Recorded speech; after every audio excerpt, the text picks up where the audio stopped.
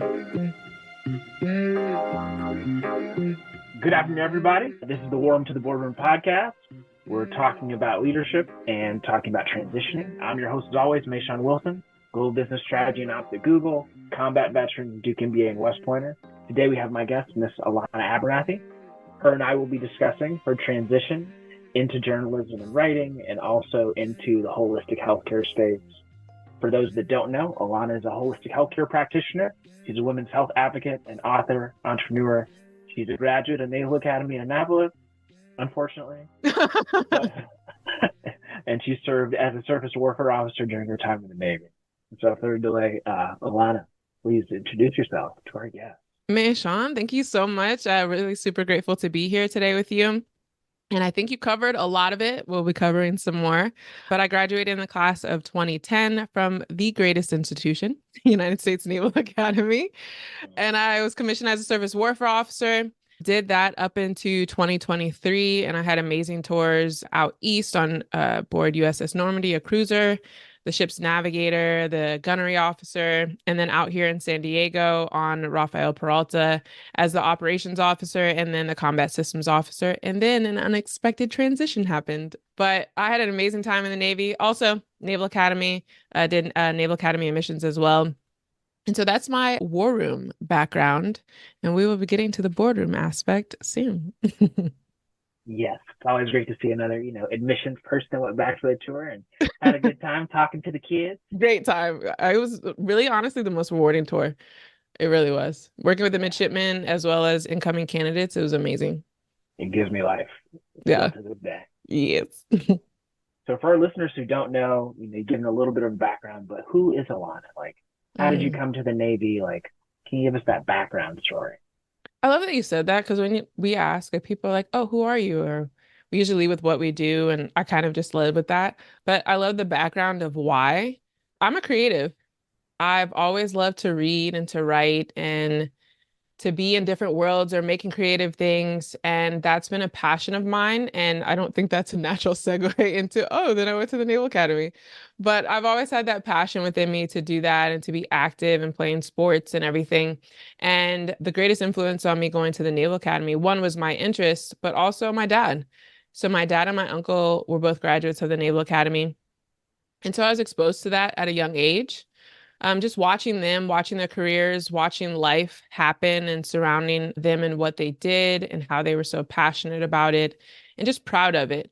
And at the same time, my grandmother lived in Annapolis, so I would spend summers there and I would be on the yard and seeing the midshipmen and the marching and all this stuff. And it was so glamorous. And I said it from a young age, I want to do that. And I did. That's awesome, right? To know from an early age that this is your vision, this is your goal to achieve it. Not many people are like us in that respect, which I appreciate. And so taking a step back, you talked about that you're creative. Oftentimes people don't think of a creative and the structure of the military kind of going hand in hand. And so can you talk about what that was like for you at the academy, but somewhat in your career as well? I appreciate that question. I got, the Naval Academy is an engineering school and I was a group 3 major. So I majored in English. I went with my passion. I know there was a lot more popular majors or things where you could be more quote unquote successful in ranking or this or that, or, all the things we prescribe to doing different things in life or what is success. But for me, it's like, I want to enjoy my time here. It's hard enough. And I want to do something every day that I enjoy, and that's writing and reading, and I want to major in English. Does that seem like, in the grand scheme of command, like that's going to translate to other people? No, it didn't. I mean, again, I caught jokes in school and on my ships. Like my one captain was fascinated that I was an English major. But yeah, I just, even in that moment, I need to stay true to myself and what interests me. And that worked well, and my quality of life at the academy still extremely challenging, but I was doing something that I absolutely enjoyed and wanted to do. And that was powerful for me. And then translating into the Navy, well, I mean, they're coming to me for all the fit reps and the instructions, and I would do things like that. But at the same time, as far as the creative aspect of it, I think we put creativity into a box. For me, and what I would tell people is I carry my creativity into leadership. What do you think problem solving is? What do you think finding the yes and a no is? It's being able to sit down and think out of the box and be creative in the way that you approach things, you approach people. And it absolutely translates into leadership. It did for me every day. And I felt that I was very good at it. Well said. Well said. You give us a little background on kind of how you came to the Navy. You kind of left. Can you talk a little bit about, your transition and kind of what you do now? Yeah, so the transition was unexpected, to say the least. I was in my second department head tour out on deployment, and I had actually recently, within a couple of months before deployment, I had a surgery for endometriosis and, you know, did my convalescent leave, got it back together, did a turnover, got back on the ship and took over as CSO, preparing to take us out on deployment. Went out on deployment, wasn't listening to my body, wasn't listening to anything going on with me, but just trying to be completely committed to the mission and what I felt needed to be done, what did need to be done with the ship, my people, all of that, answering the call. And within a couple of months of deployment, I was in the ER in Japan in need of another surgery. They were trying to do emergency surgery in Japan, but I said no. And I made the hardest statement and decision that I needed to make to my XO. I came back from the emergency room and I said, I need to go home. And this was March 2020. So we all know what time that was. And I actually made it out of Japan right before everything started shutting down and people weren't allowed to travel anymore. And it sounds like flows in the way that I'm saying it, but that experience of having to speak up for myself and say what I need when it's not in line with so many other things that I was feeling was very hard. I felt like a failure in that moment. But it's actually one of the most successful things that I did for myself was to speak up and advocate for myself. So just fast forwarding through the story that I could tell for this whole podcast, I was ultimately medically retired from the Navy for being diagnosed with stage 4 endometriosis. And the medical care system is what it is. There's a lot of things I could say about it, but I didn't think or believe or actually receive the care that I needed to receive during that time to heal my body and to get a hold of my health. And so at that point, I transitioned into holistic means and to exploring Ayurvedic and traditional Chinese medicine and yoga and just things that calm the mind and heal the body. And it did. It was very effective for me. And my diagnosis and my health and the pain that I was feeling every day. And I started to heal my body. And just with my experience of the lack of care, but then also the introduction I had to something that people might consider woo-woo, and that doesn't really work, and all the conversations surrounding Western medicine and Eastern medicine, I said, I really want to introduce this to other people, but very specifically women for their gynecological health. And so that's when I decided to study holistic health here in San Diego. At the same time, I was also applying to Columbia's journalism program. I wanted to marry being a holistic health practitioner and women's health advocate with journalism. And I applied and I got in. And then after I transitioned, I decided not to go. I emailed back and forth with the director of missions and just let them know it doesn't work for me right now for so many reasons. I just wanted to be still for a while. Making such a major move after such a major transition and from California to New York and everything, I had to really sit down and I said, hey, this doesn't serve me right now. It may in the future, it may not, but I know now it doesn't feel good. And so I'm going to stick with my holistic health program, finish that and step fully into what I believe is now my calling. A lot of good points. Talking about your transition and what caused that and kind of the ability to self-assess and learn about yourself in that process. And then also kind of being attuned to like where you're trying to go and figuring that out. And so for our listeners, can you clarify a little bit about how did you discover that this is your passion, right? There was a combination between opportunity that happened and some necessary circumstances.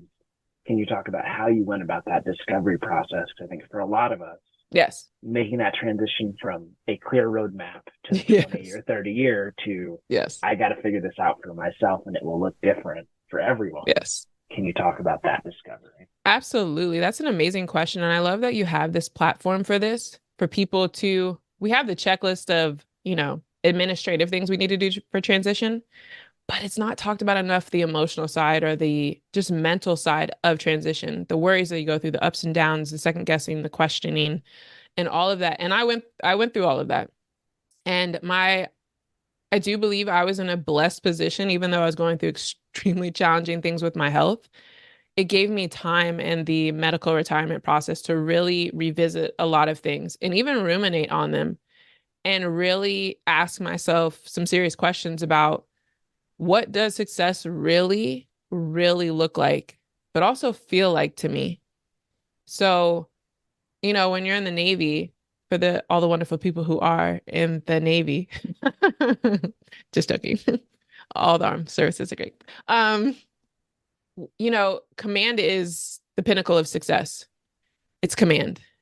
And so when you are removed from a path where you have, like you said, the clear sight of what success means, you really have to then have a conversation with yourself about what success means now, what it looks like, what it feels like, and not what someone else is telling you as far as, for me, it was, I didn't want to be in a Navy 2.0 situation where I was in just as much stress, a stressed environment. It was just as high paced and intense. Like, obviously that did not serve my body, and my health did not do well with that.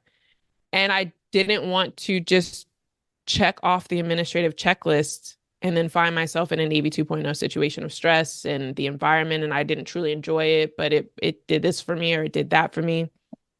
And that's not how I felt about the Navy. I enjoyed the Navy, but it just came a time where it's like that lifestyle no longer serves me in my life. And so that was the first touch point of what I really explored. I had to remove the thought processes and the conditionings of what success is and what that looks like and money and all of this other stuff in the conversations I had to have with myself. And so that was the first step. And then that led into, well, what is success to me? I know what it isn't now. What does that look like? What does that feel like? How do I want to feel on my day to day? How do I want to interact with the people I'm working with or, involved with or dealing with in the professional arena? And for me, that came down to, I don't want to ever work for anybody else ever again. That was one of the first answers is I was very clear on that after a time. It's like, I do not want to work for anybody else ever again. And so that was touching on the high points of how then I began my thought process and journey to then get to writing and holistic health. In that discovery process, you asked yourself a lot of hard questions about kind of what excited you about your experience in the Navy, and what you were looking for and kind of excited about doing next. Yes. Can you also talk about, because I feel like at times there's a need to do a peer comparison, especially like for type A overachievers where it's like, I got to get this merit badge and this accomplishment, right? You've already gone to a great school. A wonderful school. That was forced. I appreciate your try. I appreciate your try. You have the opportunity to go to Columbia, which is another great school. And you're like, no, actually, that's not it for me. And so can you talk about like that pivot from not only the hierarchy chasing, but also we have these milestones, whether it's a PR on track and field or, a particular award on tour. Can you talk about making that pivot? Yeah, that's a really pointed and great question. And that goes kind of back to my Navy 2.0 thought process. One of the major reasons I decided not to go to Columbia is because I had to have a serious conversation with myself of why I was going to Columbia. Why before I even was my, paperwork was final or I knew exactly when I was getting out of the Navy, I felt that in that limbo time that I needed to apply to Columbia. I needed to have something following up, such a great career. I needed something just as equally as great or would be perceived to be great on the other side. I wanted to be doing something. I wanted to show people like this wasn't a failure. I did have thoughts like that. And they were subconscious. They're the ones like, that can just kind of slide into your mind. But I felt like I had to chase what success would mean for a, post-transition naval officer. And so when I was coming up on my time to begin the process and all of the things for Columbia last year, To be quite honest, I came and I asked myself the hard questions and really dug in. And I said, I'm trying to trade prestige for prestige, and I don't need to do that. What I want to do and how I want to do it is always enough. And I'm not here to do this for what it looks like or is perceived by anybody else as I come out of transition out of the Navy. Again, it's like, what do I want to feel on a day-to-day basis? What does success mean to me? What do I want to be doing? And so it was really having honest conversation with yourself and listening to your honest answer. And it's like, yeah, Columbia doesn't serve me right now. I'm trading prestige for prestige, and I don't need to do that. That does not validate me more. That does not, you know, make things, this or that. It's the success in life is like me being true to how I want to feel and what I want to be doing. And do you feel like the identity in which you approach this process? Mm-hmm. So not only as a naval officer and a Naval Academy grad, but also you're a second generation Naval Academy grad. Mm-hmm. You're a Black woman. Mm. How did that kind of interplay in your process, if at all? Yeah, so it interplayed second generation was with my dad, and he was the front running supporter of it was time for me to leave the Navy. Mm. He was like, your health. And, one of the things I said to him was, I just feel like I'm leaving so many people behind that need someone who see them and consider them and hear them and advocate for them in the Navy. And one of the most powerful things he said to me, he said, Alana, how many people are there in the Navy? And we said the number. And then he was like, how many people are in the world? He's like, you're not losing the opportunity to impact people. He's like, you're actually gaining the opportunity to impact more people and help more people and serve more people in deciding, and then deciding and accepting to leave the Navy in your medical retirement. It's not something to fight. It's like, it's something to recognize that, hey, it's time to go. It doesn't serve you, your lifestyle, how you want to feel, how you need to live. And he walked me through it. Several conversations. We'd have the same conversations. We'd talk about, I don't want to be a penniless writer. And all I want to write, I want to do this, I want to do holistic health, but I don't want to be a stereotypical penniless writer. And there's a lot of writers are not penniless, but just that thought, like the security surrounding it, security is just built into the military period. Our healthcare, our, BAH, our paychecks, like so many services.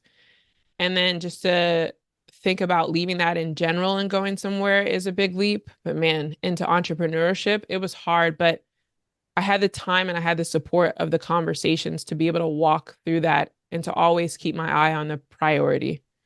And so that was invaluable. As a Black woman, yeah, you always want to be a good representative, but we don't talk about enough, like making sure that we're good, making sure that you are good and happy and joyful in what you're doing. And even saying that could be like, what do you mean? Like, that's who has time for that, But I think it's all in how there's obviously privilege that comes with a lot of things, but I think a lot can be revisited in how we think about things ourselves.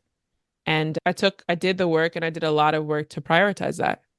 Like, hey, the first touch point is how am I going to feel and how am I going to live my life? And I'm going to reverse engineer it from there and how I make that work. And so as a Black woman, I would say I took care of myself before I thought about the masses. That's a good point, right? That not only to you, that you're a representative for everyone that looks like you or could look like you in the future. And then you also harped on the support, I think, support a family. And I was like, yes, that's huge. Yes, major. And so pivoting topics just a little bit, can you talk about, you mentioned kind of leadership and creativity and kind of how it interplays in what you do now as a healthcare practitioner, as a writer, as an entrepreneur. Can you talk about how that looks? So I think for a lot of people, they're used to the structure of someone else making the decisions and they're kind of just executing, whether that's tactically or operationally. Yeah. Can you talk about what that looks like when you say these terms? Like, what does that really mean? And like, who are you interacting with and what are you helping them do? Yeah. So I'm recently graduated from my holistic health program, but I have been writing the writing side of my business for a couple years now. And it does look different. Leadership and the management of it looks extremely different as far as what's coming to you. Like there's no input that in the military and the Navy, there's always someone above you providing some sort of input or guidance or the path of way ahead of what you need to execute. And it turns into your own and how you go about that with your team and everything. But there is some input and guidance about here's our path, you execute it. In the entrepreneurial realm, there's no input. There's no input. You are setting the path. You are creating the path. You are setting the destination. You are executing on how you get there. It is all you as far as that part of the chain of leadership and management, which I equally appreciate as much, well, maybe more appreciate, but sometimes it feels like, wow, oh, it's me. The buck literally stops at me, begins and stops here. And that's been an adjustment, but one that I really, really do appreciate. Again, I am more excited and enjoy having that be the case than the challenges of it.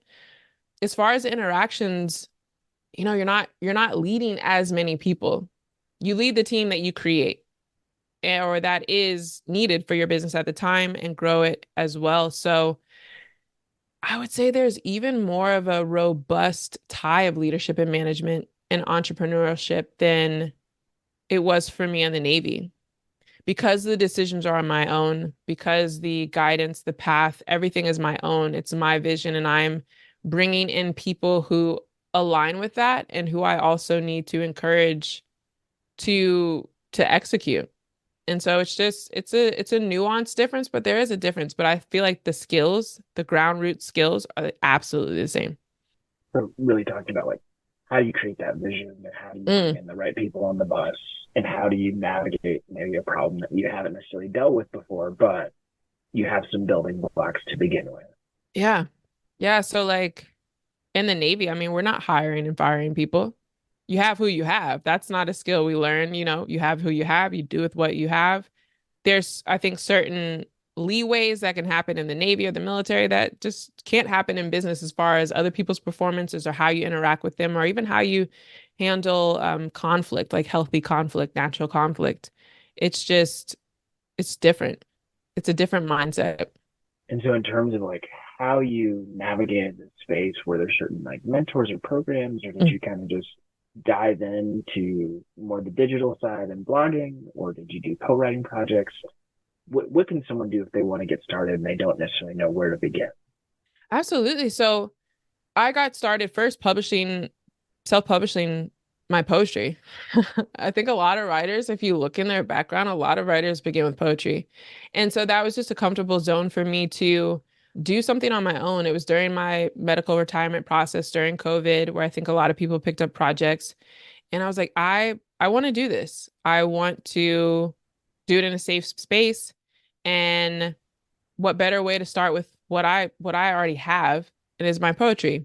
So I went through the self-publishing process several times. I know it in and out, the pitfalls, all of that stuff. And it's, once you start doing something in general, but also that you're passionate about, that is for you and that you feel comfortable with and that you love and that you enjoy, it turns into a skill that other people also may be seeking. And so once I started posting my poetry and the books that I was publishing and all of that, people will pop up and be like, "Hey, I want to write a book." Or, "Hey, I'm really considering doing this." And I was grateful for that I was true to what I wanted to do because that became an unintentional billboard in marketing for what I would provide people later in the future. And I was building the credibility and the authority on that by simply sharing what I enjoy and what I love. And so I did that. And then as I was transitioning, I was like, hey, I really can do this. I can do this. I can step into the written media content. And that led to co-authoring with my friend and business partner and classmate, Iron Mike Stedman.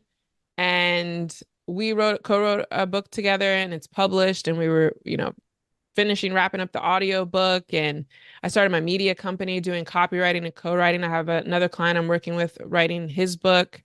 And just it turned into a business to be able to write for people. And I love that it happened organically. So one kind of like taking those first steps. And Hmm. some of it was like putting yourself out there in terms of Yeah. publishing. someone's reaching out to your network and kind of Hmm. letting them advocate for you and build that brand. And then actually, I think that's how we connected. Yes, yes, Yeah. yes. Yeah. Like starting in your authenticity, starting and unintentionally or intentionally, so whichever your approach, being authentic about just who you are and what you love and what you do. I think that's the loudest sound signal we can send out to the world and to other people for them to be like, oh, okay. Like, let me see what that's about. And I think it's a very powerful tool. And then can you talk about, I guess, how you've integrated these two almost seemingly different disciplines together in this, you know, venture or empire that you're building? Because I think oftentimes, right, we hear the message that whatever it is, we have to be like super focused and like Yes. do this one thing. Hmm. And can you talk about how you're kind of bringing those two together in the process of while you're also doing this self discovery about who Yeah. you are outside of being a lieutenant colonel? So beautiful question because it's been a journey and it's one that's still coming together. But I sat and I just asked myself, like, what do I enjoy? And I said, I enjoy writing and I enjoy this holistic health process. And so, how do those come together? I said, man, that's okay. For a long time, I was like, it's just going to have to be two sides of the coin of Evergreen, which is my business, and just have one house, one division be for writing, and then one division be for the holistic health content. And I just kept saying true. Okay, these are two things I enjoy. It'll come together. It'll come together. It'll come together. And I've come to within like the last month or so, it's how it comes together is doing what I want to do and enjoy in holistic health. Again, letting that be the sound signal of what I am capable of, what I have the experience in, and then to be able to help others do. So Evergreen's taking a little pivot. I'll continue to do writing on a precise private practice base with people with books and writing and content. But Evergreen Holistic side is for the educational content, for holistic health to be educationally accessible to everybody. You know, out here in California, we have all the holistic health you could need. Oh yeah, oh You yeah, know, but without a doubt. out in the East Coast, it's not necessarily a part of cultural things. And so I want to make sure people have credible educational exposure to just holistic health practices.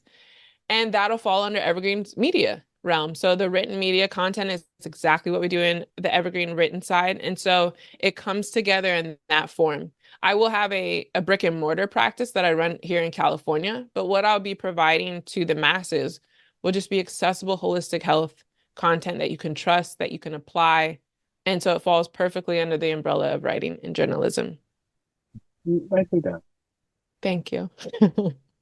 And then for our listeners that are a bit more curious about holistic health, can you Mm, talk about kind of where you operate in this space? mhm. Because people hear like everything from like crystals to like Yes. herbs and like extracts to Yes. acupuncture. Can you talk Mhm. about like where you operate in the space and like what that helps people kind of navigate? So I want to honor absolutely every modality that holistic health practitioners use. There's the ones I use and there's ones I don't, but I appreciate and respect what just ties to the way other people want to practice and help other people heal or, whatever their goals are. For me, it's core of it is body work because I just believe in the stressful, just life is stressful. And the stress actually has more of an effect on our body than any of us can really, I think, appreciate, especially when we're busy, especially when we're grinding and you're not thinking about your body. And so being able to assist women specifically and calming the nervous system, being able to calm the stress so their body can do the basic things it needs to do that really it doesn't do well under stress is the core of my practice while also doing aromatherapy, mindfulness, breath work, simply the way we breathe is very powerful in the way our body works, in the way that we just receive and carry things within our body. And so that accompanied with just the educational aspect of it, literally the foundations of, hey, we are women who menstruate, and this is how that works. This is how your body works. These are how the hormones are working. This is how your gut health integrates. educating the women that I work with on that as well, so they can carry those home. It's just not about what we do in our sessions. It's about the lifestyle and the education and you understanding the why of certain things that you want to do. Everyone wants to drink lemon water in the morning, warm water. Got it. That's great. We saw that on Instagram. But why is that? What does that do for you? Is that really good for you? Is that something that you should be doing based on what you know your needs are? And if you don't know the why behind something, then you can't answer those questions for yourself. And so that's what I want to introduce. And that's how I'll practice through gut health, hormonal health, nutrition, and body work. That's much more helpful. Okay. Because I think sometimes, right, when you're transitioning, or not only transitioning, but also trying to better understand other spaces outside of what's been covered by, say, TRICARE or traditional HMO, you're like, okay, like, what is this and how do I navigate it well and avoid some of the hype and maybe the fraud and the scammers? Yes, let's be clear. Yes, absolutely. That's something to be concerned about and be aware of. Because there have been some things where I'm like, I can't believe like that's the thing. It's like there's no way. And that's why I say I respect how people want to practice, but you do have to look out for just what's being provided for you. Really ask the questions, really dive in, really do your research on what you're getting involved with. But I love that you said that as far as navigating that. Currently, active duty military, unfortunately, TRICARE does not cover massage therapy, but the VA considers it integrative health. They've done research on how it helps with insomnia, PTSD, anxiety, pain management.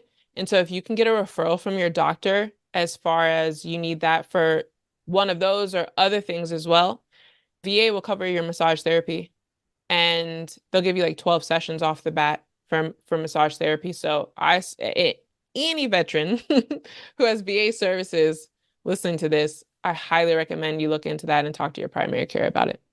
That's a great point. Yes, community referrals. Yes. Not only for massage therapy, but chiropractic care. And acupuncture. Yeah.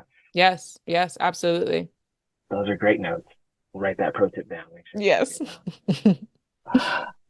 And so kind of with where you are in this space, you've done these amazing things. You've really done this deep dive. Do you have any resources for people that want to learn more about, holistic care, more about kind of diving into their passion, whether it's books, whether it's blogs, whether it's podcasts, anything that you recommend to say they're like a 2019, 2018 grad out of Naval Academy, and they're thinking about a similar path as yourself? I wish I would have came so much more prepared for this question. But I think resources are, the people that you have in life that are really good sounding boards for any decision that you're making. And whether they're tied to the Navy or not, I think it's helpful, or the military or not, I think it's helpful to talk to those people, to literally allow them to walk you through your thought process and to play out the feeling aspect and the mental aspect of leaving or staying. And sometimes it's even better to have someone who isn't in the military so they can just kind of look at you and like, why do you think like that? Or, challenge you a little bit, or why is that so important to you? Or what does that mean?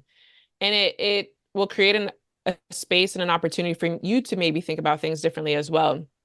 Because sometimes when we're talking to other military members or people in the Navy about transition, everybody has their personal feelings about transition or how they feel about the military in general. And you always have to take their advice through that lens, unless they are very impartial and they're laying out to you both sides. But always understand that someone in the military is speaking to you through their own impressions and lens of how they feel about their own possible or current or, prior transition. And so really good tool would be to talk to someone about it who's not directly involved. So you can get different questions, you can get different perspectives, you can be challenged a little bit maybe on some things, and just tap into your community. I say that, but then also tap into the people that you do appreciate. Talk to someone who is still in the military and considering transition. Talk to someone who is currently transitioning, and then also talk to someone who's post-transition. I would always tell people that when I would give them advice in admissions or young sailors is talk to people at each touch point in the process that you want to be involved with. And then maybe visit 2 people in the different touch points too, to get the just different input. But you never just want to talk to one person post-transition or current transition or pre-transition. You want to make sure that you get the widest perspective of the whole aspect of it, because it is an ongoing process. Getting diverse perspective, Thank but you. also taking them with a grain of salt. That grain of salt, though. Yes. Sometimes it can be one grain, sometimes it can be. Yeah, you might have a whole bag with you. Yeah, yeah. And then also talking to people who've already been where you think you need to go. Absolutely. I love those. I think kind of the last couple pieces that I wanted to address, you've Mhm. given some really good advice about, thinking about it emotionally, leveraging your network, getting good advice and feedback, and then also kind of listening to yourself in terms of your spirit, your heart, and your body. Have to. And so can you share with our listeners kind of what are you working on now? Like what is in the works? What have you recently worked on or finished? And is there a way that either our community can support you or that you can support our community? I can give you all of that. So I literally yesterday signed a lease for my practice space to be able to start serving the women of San Diego and their gynecological health. And what I'll be doing with that is serving women at large in the space with their gynecological health, and they're just having a safe place to heal and be and all of that. But also, I'm going to be signing up as a community care provider for the VA to serve the women in the VA system and to be able to help them that way. I am one of those women, and I want to directly help that underserved community. And so I'll be going through that process. It'll take a couple months, but I'm very excited about that, and to be serving women in that way. And so I'm launching the brick and mortar side of Evergreen Holistic Care. I'm also going to be locking in the same time, providing the media content that I want to for that. And so that'll be coming up as well. And I'm wrapping up right now one of the projects on the media side for the Thrive program, Newark, New Jersey, serving young entrepreneurs, aspiring entrepreneurs. Iron Mike Stedeman's nonprofit. We're creating a robust curriculum to educate the the entrepreneurs on business and how to go about that for their businesses. Their ages 15 through 21. And then I'll also be teaching that this summer. So I'm really excited about that project. And yeah, that is what's going on right now. It's a blessing. I'm excited. Things are rolling and things are aligned with me. And so I know that's the best flow of things. How I can serve the community, I am here. If anybody hears this and they want to talk about their gynecological health, holistic health, if they have challenges, please come my way. I will send you resources. I will send you information. I will send you books. I will send you the places you can go to learn more about your health and to better serve your health. Incredible ones too. Not anything woo off the off the map or anything, like actionable, credible, accessible tools to help you with your health. And as well as, yeah, if anybody has any written content or anything they want to do with that. I'm specifically shifting into educational things, but the Evergreen team would be able to support you in that way as well. So it's kind of the give and the receive of it. It's like how I can serve you is exactly what I do, and that will serve me being able to help anybody with anything that they need in those arenas. Really a little busy. Couple things. Yeah, but hey, this is how I decided I want to feel and live on my day to day. So I'm here thriving with it. I love it. Sounds like you're living the dream. Yes. Teaching, coaching entrepreneurs, helping people with health, serving the veteran community in San Diego, which is huge. I appreciate it. Thank you. And so if people want to follow you or learn more about what you're working on, different projects, and kind of reach out if they have individual questions, what's the best way for them to do that? Best way to reach me is Alana at evergreenmedia.group. That's my direct email. I'm currently finishing up the website, but it'll be evergreenholisticcare.com for the holistic side. And also there's Evergreen Holistic Care on Instagram as well. So we're getting that going and going to have just the information flowing there, snippets that people can grab. And those are the places. Oh, LinkedIn as well. Let me not forget LinkedIn. And you can find me on LinkedIn as well as at Alana Abernathy. We appreciate the time. You've given us a lot of great insights about how we think about ourselves and navigate the internal process of transition. And so we will appreciate that and glad we can share your story with our broader community for sure. I am grateful just for you, this opportunity, for your wonderful consistency as we've discussed. I just really appreciate how you stay in touch and you stay connected and you reach out. And I'm grateful. So thank you so much.